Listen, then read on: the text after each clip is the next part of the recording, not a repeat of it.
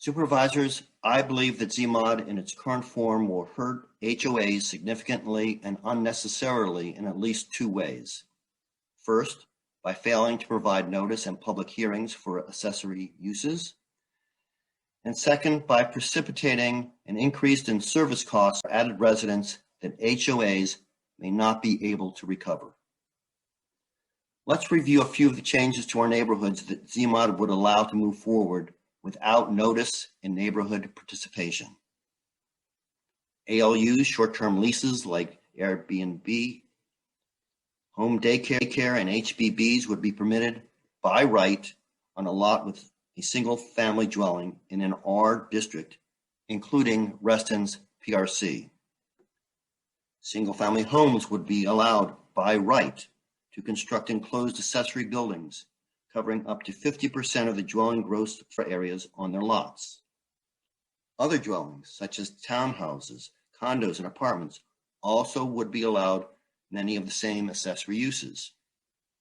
And while it's true that ZMOD would include some limitations on multiple accessory uses on residential properties, there is a high probability for accessory uses cumulatively to overwhelm neighborhoods throughout the county.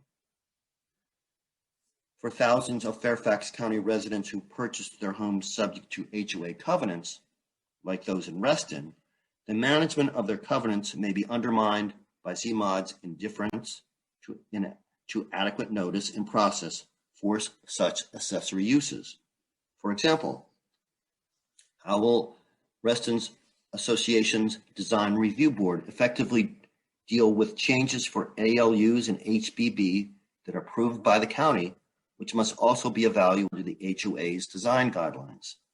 How can Reston and other HOAs maintain their character and administer design guidelines when the new ZMOD ordinance proposes no required public hearings through which we are informed of pending permit applications? Beyond procedural challenges, as mentioned by Reston Association COO Larry Butler, the failure of ZMOD to provide for notice and review for neighbor and community input is a recipe for unnecessary disputes and expense.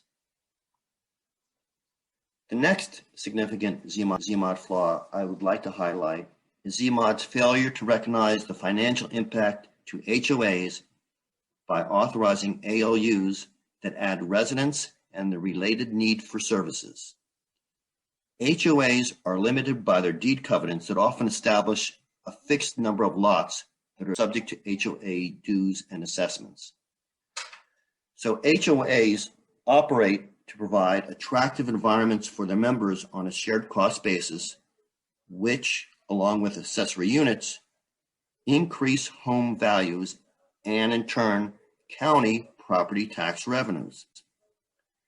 However, the opposite is the case for HOAs. They have a significantly different financial impact.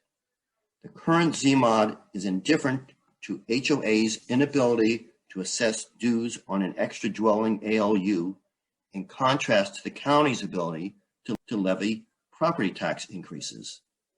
Stated another way, ZMOD will have the impact of increasing costs for HOAs that they, unlike the county, are unable to adequately recover. So in conclusion, Board of Supervisors, please step back, listen to the public, and address these serious community concerns before approving ZMOD.